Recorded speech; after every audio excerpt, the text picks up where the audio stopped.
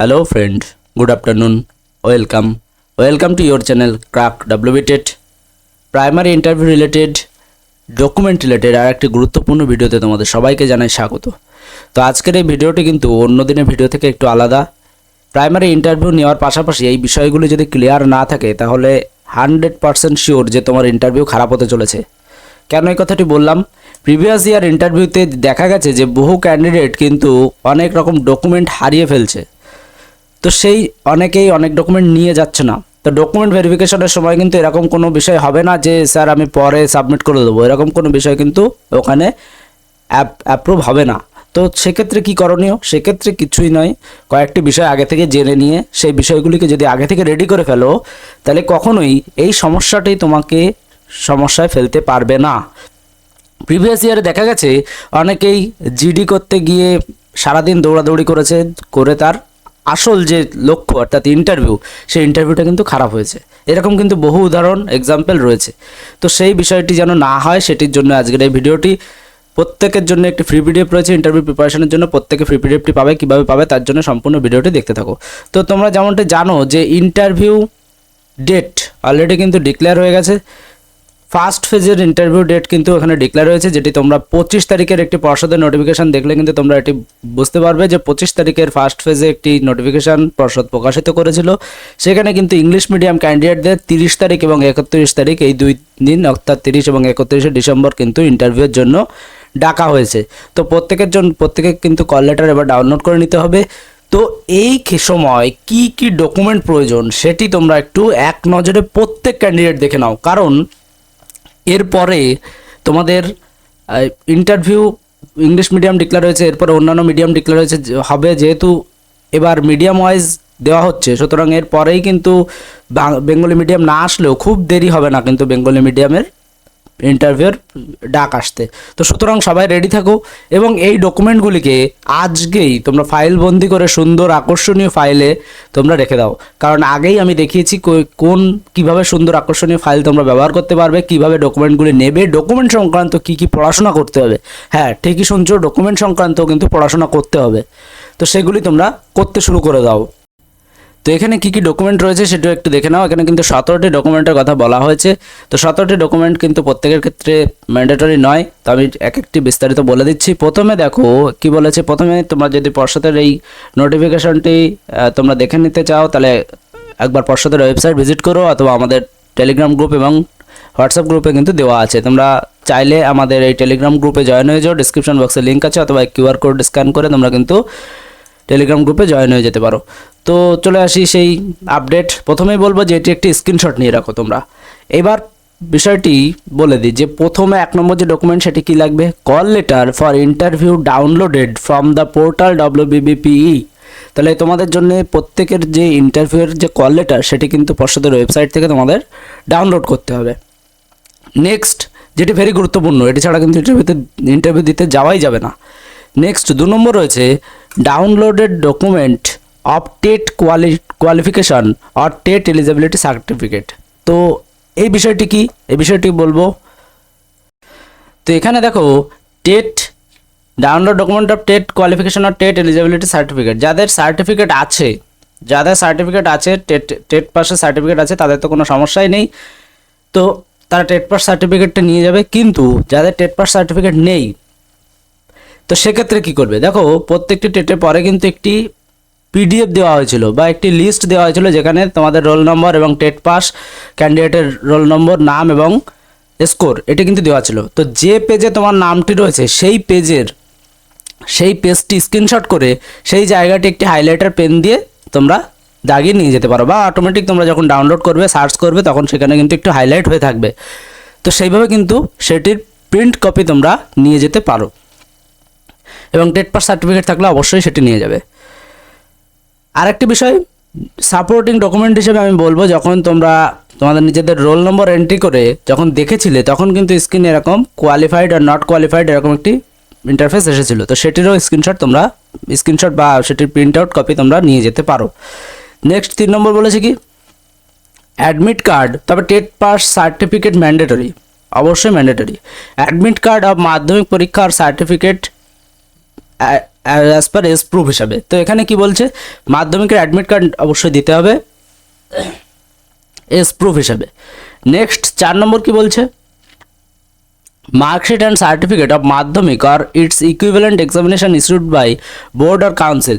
তাহলে marksheet and certificate কিন্তু মাধ্যমিকের দিতে হবে। তাহলে কি কি মার্কশিট, মাধ্যমিকের অ্যাডমিট দিতে হবে, মাধ্যমিকের মার্কশিট দিতে হবে, মাধ্যমিকের সার্টিফিকেট দিতে হবে, তিনটেই কিন্তু দিতে হবে। উচ্চ মাধ্যমিকের ক্ষেত্রেও নেক্সট কিন্তু উচ্চ মাধ্যমিকের ক্ষেত্রে কিন্তু মার্কশিট এবং সার্টিফিকেট দিতে হবে, সেখানে অ্যাডমিট কার্ড দেওয়ার প্রয়োজন নেই। তাহলে কি দাঁড়াচ্ছে, মাধ্যমিকের যে 3টি ডকুমেন্ট তোমার হাতে রয়েছে, অর্থাৎ মাধ্যমিকের অ্যাডমিট, মার্কশিট অ্যান্ড সার্টিফিকেট। তো এইচএসের ক্ষেত্রে কিন্তু অ্যাডমিটটা দেওয়ার প্রয়োজন নেই, শুধু মার্কশিট এবং সার্টিফিকেট দিলে কিন্তু হয়ে যাচ্ছে। নেক্সট রয়েছে কি, marksheet and certificate of 2 year D.El.Ed special education, অর্থাৎ যাদের ডিএলএড রয়েছে বা স্পেশাল এডুকেশনের যে ডিগ্রি রয়েছে সেই কোর্সের 2 বছরের মার্কশিট, অর্থাৎ ফার্স্ট ইয়ারের মার্কশিটও দেবে, সেকেন্ড ইয়ারের মার্কশিটও দেবে এবং সার্টিফিকেটের সাথে দেবে। যাদের সার্টিফিকেট নেই তাদের সেটি কিন্তু বোর্ডও জানে, তো সুতরাং তারা শুধু 2 বছরের মার্কশিট নিয়ে কিন্তু বোর্ডে হাজির হবে। নেক্সট রয়েছে কি, marksheet and certificate of graduation BSc, এটা বলেছে যে গ্র্যাজুয়েশনের যে মার্কশিট বা সার্টিফিকেট রয়েছে সেটি তোমরা দেবে। এটি কিন্তু ম্যান্ডেটরি নয়, যদি কারোর না থাকে তাহলে কিন্তু না দিলেও চলবে। Caste certificate SC ST OBC A OBC B issued by competent government authority. তাহলে এখানে যারা SC ST এবং OBC মধ্যে কিন্তু বিলংস করছো তাদের ক্ষেত্রে কাস্ট সার্টিফিকেট দিতে হবে, অবশ্যই এটি রিইস্যুড এবং রিভ্যালিডেড হওয়া চাই, অবশ্যই যদি করা না থাকে করে নেবে। পিএইচ সার্টিফিকেট, যাদের পিএইচ সার্টিফিকেট আছে তারা পিএইচ সার্টিফিকেট দেবে, যাদের নেই তাদের দরকার নেই। EWS সার্টিফিকেট একই ব্যাপার, যাদের আছে তারা দেবে, যাদের নেই তাদের দেওয়ার দরকার নেই। এক্সামটেড ক্যাটাগরির যদি সার্টিফিকেট থেকে থাকে তাহলে কিন্তু সেটি দেবে, তাহলে এক্সামটেড কোটার তোমরা সুবিধা পাবে। এক্স সার্ভিসম্যান যদি হও তাহলে এক্স সার্ভিসম্যানের সার্টিফিকেট প্রয়োজন। এবার রয়েছে first engagement letter issued by the competent government authority as a para teacher. তাহলে প্যারা টিচার যদি হয়ে থাকেও তাহলে কিন্তু সেই গভর্নমেন্ট অথরিটি দ্বারা ইস্যু করা কিন্তু সেই এনগেজমেন্ট লেটার কিন্তু লাগবে। 14 নম্বরে বলেছে experience certificate of para teacher, একই বিষয় যে ডিপিও আর এসডিওর কাছ থেকে কিন্তু এক্সপিরিয়েন্স সার্টিফিকেট তোমাদের আনতে হবে, তাহলে কিন্তু যে এক্সপিরিয়েন্সের নম্বর সেটা কিন্তু পাবে। 15 নম্বর বলেছে all relevant testimonial and certificate relating to co curricular activity, যদি কারো কো কারিকুলার অ্যাক্টিভিটি থাকে বা এক্সট্রা কারিকুলার অ্যাক্টিভিটির সার্টিফিকেট থাকে তাহলে সেটি কিন্তু তোমাদের নিয়ে যেতে হবে। ভোটার আইডি এবং আধার দুটো অল্টারনেটে দেওয়া রয়েছে, তোমরা দুটোই দেবে, দুটোই নিয়ে যাবে।